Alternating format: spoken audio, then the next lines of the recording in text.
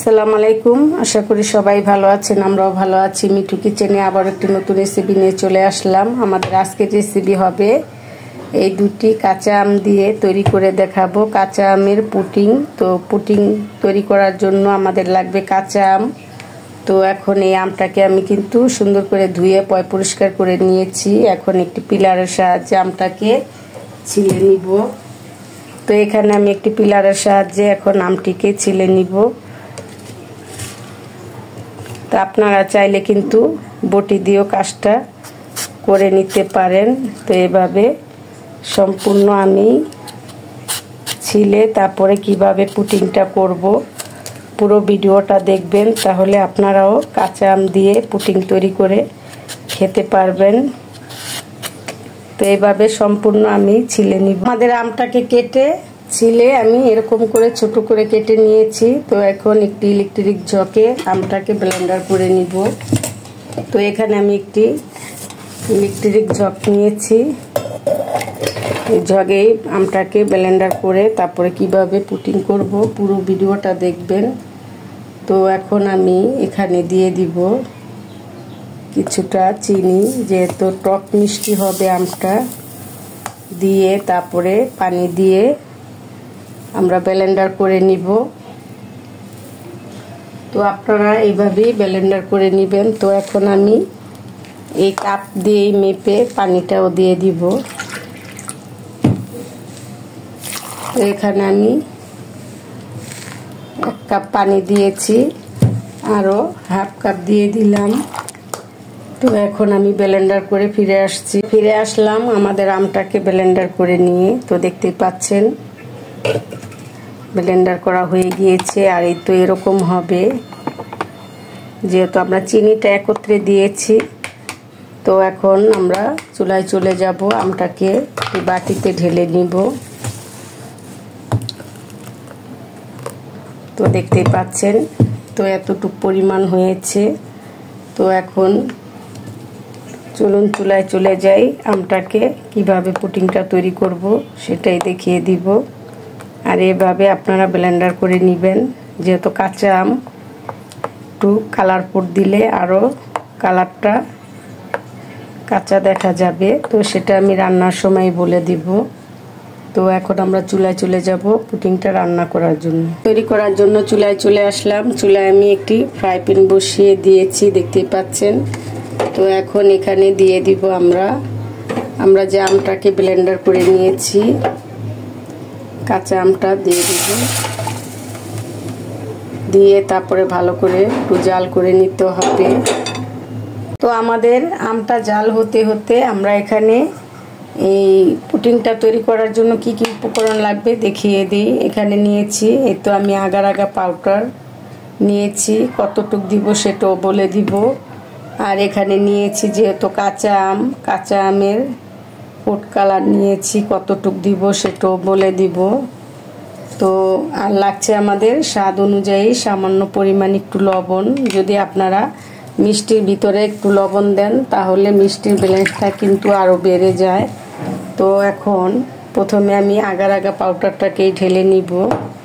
তো এখানে একটি কাপ নিয়ে নিলাম। তো এখন এই তো খুলে নিলাম। তো এখানে আমি এই তো আগার পাউডার, যেহেতু আমাদের 2টা আম এতটুকু পরিমাণই হয়ে যাবে। তো এখন আমি পানি দিয়ে একটু মাখিয়ে নিতে হবে। এই আগার পাউডারটাকে এভাবে আপনারা মাখিয়ে নেবেন। তো গোলানো হয়ে গিয়েছে। তো এখন আমি ফুড কালার কতটুকু নিব সেটাও বলে দিব। তো আমি এখানে একটি চামচ নিলাম। তো এই চামচের ভিতরে সামান্য একটু পরিমাণ পানি দিয়ে দিব।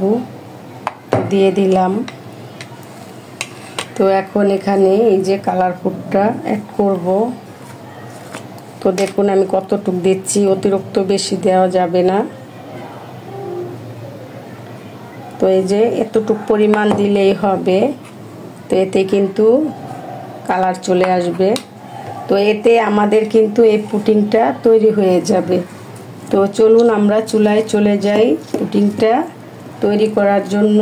যেহেতু আমরা আমটা বসিয়েছি, আমটা আমাদের এতক্ষণে হয়ে গিয়েছে। এখন আমরা এই উপকরণগুলো দিয়েই বলক চলে আসলেই নামিয়ে নিব। আমি আবারও চুলায় চলে আসলাম। তো এখন ঢাকনাটা খুলে নিব। তো দেখতে পাচ্ছেন আমগুলো কিন্তু জাল হয়ে গিয়েছে। আমি ঢাকনা দিয়ে ঢেকে দিয়েছিলাম।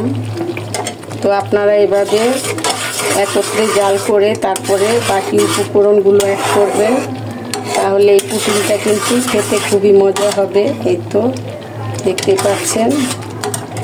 তো এখন দিয়ে দিব সামান্য পরিমাণ লবণ। লবণটা দিয়ে নাড়াচাড়া দিয়ে মিক্স করে নিতে হবে। এখন এই যে আমরা যে আগার আগা পাউডারটা মাখিয়ে রেখেছি দিয়ে দিব। তো আগার আগা পাউডারটা দিয়ে কিন্তু সাথে সাথেই লাড়ার উপরে রাখতে হবে, কারণ এটা ঘনত্ব হয়ে যাবে। তো এখন দিয়ে দিব এই যে কালার ফুড। তো এখন এতে এভাবে নাড়াচাড়া দিয়ে তৈরি করে নিব মজাদার কাঁচা আমের পুটিং। তো দেখতেই পাচ্ছেন কালারটাও কিন্তু কাঁচা আমের কালার চলে এসেছে। তো এভাবে আমি আরও 2 থেকে 3 মিনিটের মতো রান্না করে নিব। রান্না করে যখন এভাবে থেমে থেমে পড়বে তখন আমরা একটি বাটিতে ঢেলে নেব। তো আপনারা সব উপকরণ দিয়ে 2 থেকে 3 মিনিটের মতো রান্না করে নেবেন। আর আগার আগা পাউডারটা যখন দিবেন সাথে সাথে এভাবে লাড়ার উপরে রাখতে হবে, না হলে কিন্তু গলা পেকে যাবে। প্রায় 3 মিনিটের মতো জাল করে নিয়েছি। দেখতেই পাচ্ছেন কালারটাও কিরকম হয়েছে। আর একটু এরকম হলেই নামিয়ে নেবেন। এই তো থেমে থেমে পড়ছে, দেখতেই পাচ্ছেন। তো এখন আমি নামিয়ে একটি বাটিতেও ঢেলে দেব, সেটাও আপনাদেরকে দেখিয়ে দিব। হ্যাঁ মিটু। তো এখন নামিয়ে নিতে হবে। তো আপনারা এভাবেই জাল করে নামিয়ে নেবেন। আমাদের আমটা ঢালার জন্য এখানে আমি একটি বাটি নিয়েছি। এখন এই বাটিতে আমটাকে ঢেলে নিব।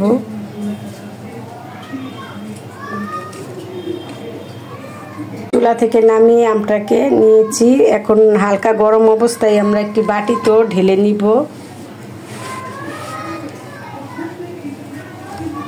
তো আমাদের আমটা আমরা একটু হালকা ঠান্ডা করে নিয়েছি। এখন একটি বাটিতেও ঢেলে নিতে হবে, আর একটু গরম অবস্থায় ঢেলে নেবেন। তো এখানে আমি একটি বাটি নিলাম। তো এখন এই বাটিতে ঢেলে নিতে হবে। তো এভাবে আপনারা বাটিতে ঢেলে নেবেন। তো যেহেতু আমাদের বেশি হয়ে গিয়েছে, তো এইভাবে আমি বাটিতে ঢেলে নিব। এখন ফ্যানের তলে রেখে দিলেও কিন্তু এটা জমে যাবে, আর আপনারা চাইলে নর্মাল ফ্রিজেও রাখতে পারেন।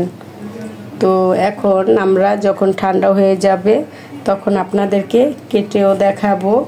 আর এই যে এই বাকিটা আমি আরেকটা বাটিতে উঠিয়ে নিব। তো আমাদের ম্যাঙ্গো পুডিংটাকে ঠান্ডা করে নেওয়ার পরে আমি একটি প্লেটে ঢেলে নিয়েছি। তো এখন কেটেও দেখাবো কেমন হলো।